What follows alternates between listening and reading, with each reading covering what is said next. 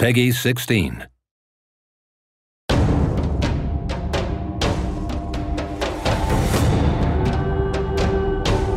You encountered a lot of pirates in the prequel Risen, as well as in other games that we have developed, and that fitted pretty well with the dialogue style of the games and their quests, so we decided to turn it into a complete game.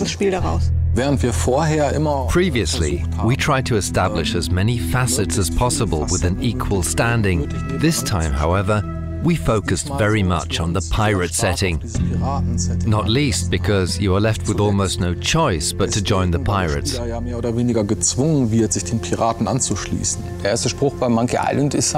The first line of Monkey Island is, "I want to be a pirate," and then you got to go to the tavern and do piratey things, find a treasure and so on. And these are of course things our players get to do as well.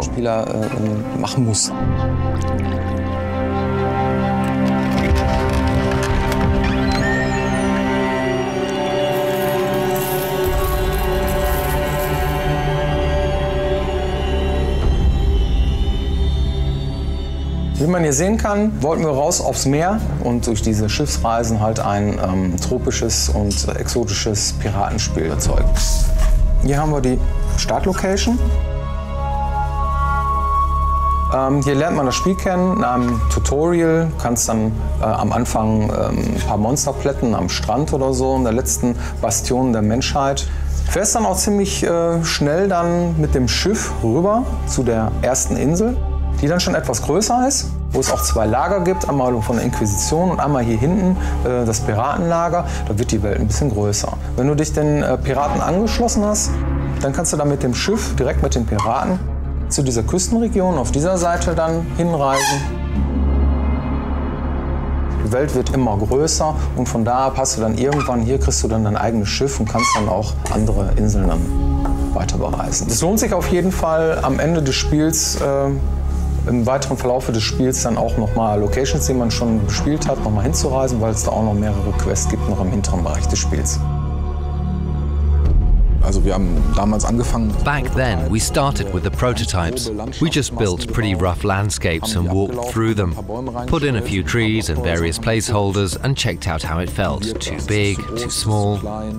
After that, the prototypes went into production and that's when the game began to take on a life of its own. Teilweise von alleine zu wachsen. In Risen 2 haben wir mehrere Inseln und There are several islands in Risen 2. In the past, we built the game landscape by hand. That's a lot of work. You have to add a lot of details and create all the paths. Little adaptations or corrections create a lot of work and effort. Therefore, we decided to implement a terrain engine, which is a first in the history of Piranha Bytes. And it paid off, because we were able to implement prototypes way faster. Schneller Prototypen als auch implementieren konnten.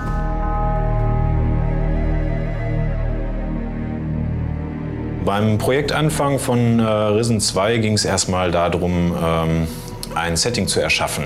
Also wir mussten uns überlegen, was soll es überhaupt werden. Wir wollten halt dieses Regenwälder-Setting haben, karibisches Setting.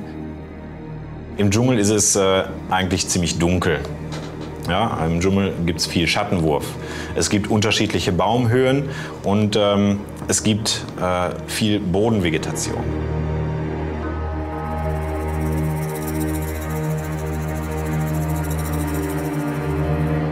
Wir haben jetzt in Risen 2 uns für einen leichten Dschungel entschieden. Ja, also weniger dicke, große Bäume, sondern eher dünne, kleine und davon ganz viele.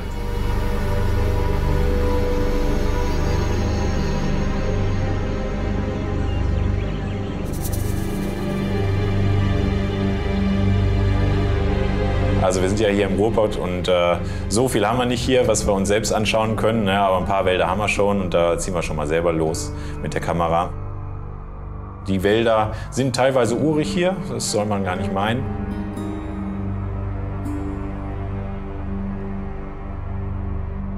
Es ist wie immer gewesen. It was the usual struggle of making it neither too big nor too small. We tried to keep things balanced out.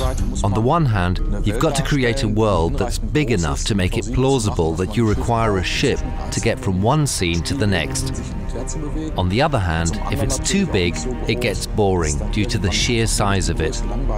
We used the islands to put certain structures in place. At the start, players have no ship, so they are told to go to Island A, then to Island B, and suddenly you get your ship and you can get to Island C, D, E, F, G, in whatever order you desire.